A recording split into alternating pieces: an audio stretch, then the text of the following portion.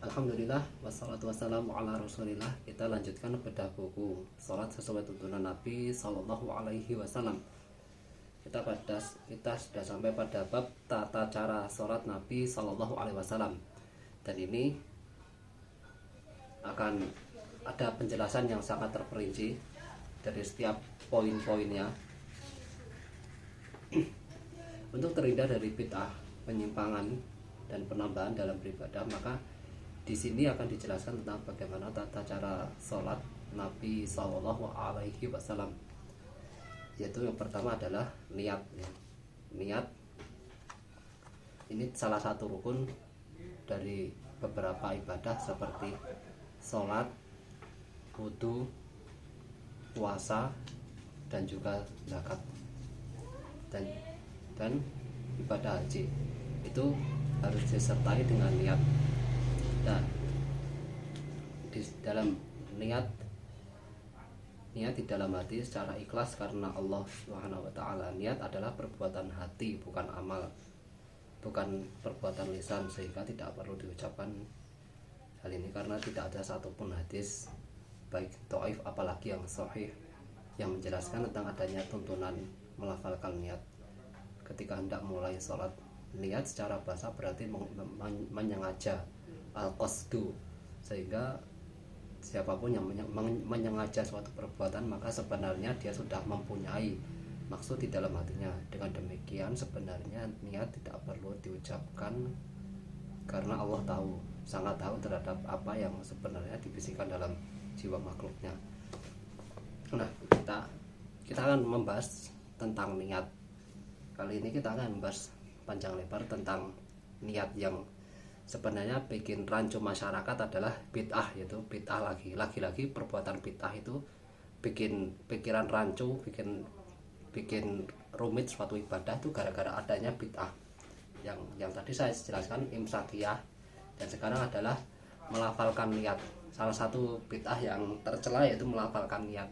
Tercelanya karena itu tidak diajarkan oleh Nabi Sallallahu Alaihi Wasallam. Yang kedua itu justru membuat pikiran masyarakat rancu. Kenapa? Karena masyarakat memahami kalau membaca niat itu termasuk rukun dalam ibadah. Karena kan rukun ibadah kan niat itu. Jadi mereka tidak bisa membedakan antara niat dan melafalkan niat. Ya, tidak bisa membedakan antara niat dan melafalkan niat, sehingga mereka yang tidak mengucapkan usoli, tidak membaca nawa itu dianggap ibadahnya tidak sah. Ya, lepas dari kalau mereka yang berpendapat seperti itu yang awam. Tapi yang seharusnya yang ulama yang bijak seharusnya tidak mengajarkan hal demikian. Karena apa? Karena semua orang yang pastinya punya niat masing-masing. Jadi tidak perlu didikte seperti anak yang idiot. Ya, jadi niat itu kan sudah merupakan amalia sehari-hari, rutinitas sehari-hari. Misalkan kita bekerja, kita kerja ke kantor, dan yang merupakan rutinitas kita sudah pakai seragam, pakai sepatu, kita pergi ke kantor. Jadi pakai seragam, pakai sepatu itu tidak perlu kita ucapkan ketika kita hendak memulai bekerja.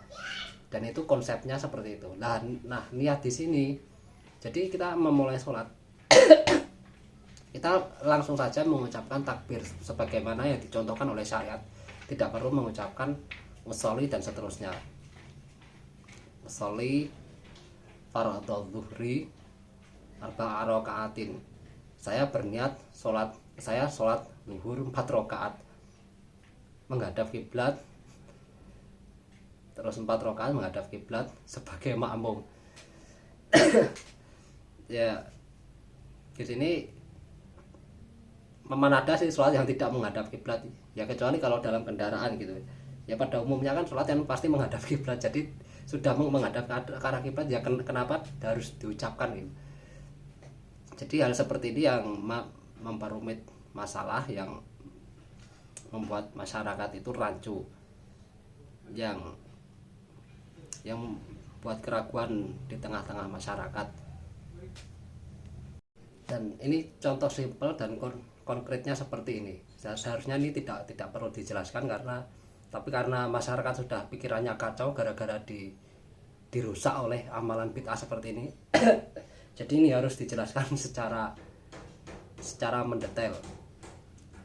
Jadi ini kayak mengajarin anak TK ya sebenarnya. Contoh, seorang yang sudah berwudu, dia sudah mau sholat jamaah, mau ikut barisan dalam jamaah, yang tentunya kalau imam takbir dia ikut takbir, yang namanya itu pasti sudah merupakan, sudah berarti dia sudah berniat untuk sholat.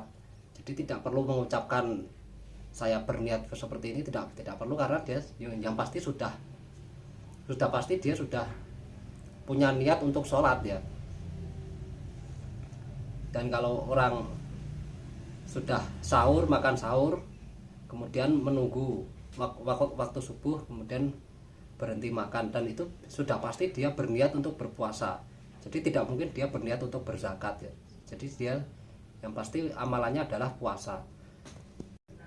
Dan ini ada konsep khusus di dalam sholat, niat di dalam sholat, yaitu merubah niat di dalam sholat.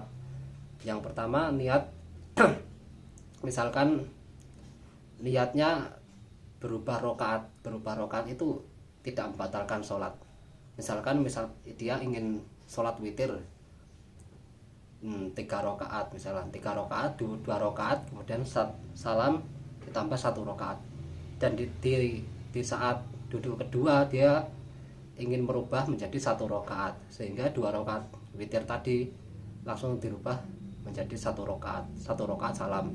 Setelah itu kan tentunya dia sudah tidak sholat witir lagi karena sudah sholat penutup. Itu yang pertama. Yang kedua itu membatalkan sholat jika yang dilakukannya itu beda jenis sholat. Misalkan dia mau sholat qobliyah subuh, dia di tengah-tengah proses sholat dia merubah menjadi sholat subuh. Jadi dia tidak ikut berjamaah, langsung qobliyah subuh, dia berubah pikiran menjadi sholat subuh, dan itu membatalkan karena itu beda jenis sholat ya. Dan itu khusus dalam hal sholat. Dan juga dalam hal puasa sunnah dia boleh berniat saat puasa itu sedang berlangsung, sebelum waktu zuhur ya. Jadi waktu subuh sampai waktu zuhur dia belum makan, dia belum minum, dan belum melakukan apa yang membatalkan puasa. Itu dia boleh berniat berpuasa saat itu juga, sebelum waktu zuhur tiba. Tapi kalau sudah waktu zuhur, dia sudah tidak bisa berniat lagi karena sudah dianggap lewat waktunya dan dia tidak bisa berpuasa lagi. Tapi kalau sebelum waktunya, dia dianggap berpuasa, misalkan puasa sunnah hari Senin atau Kamis. Itu dalam hal puasa sunnah. Tapi tidak boleh dalam hal puasa fardu, misalkan Ramadan, puasa nadar, dan puasa bayar kafaroh. Dan itu semua harus punya niat sebelum subuh tiba. Ini masih konsep niat, dan ini masih berlanjut, mungkin masih bersambung.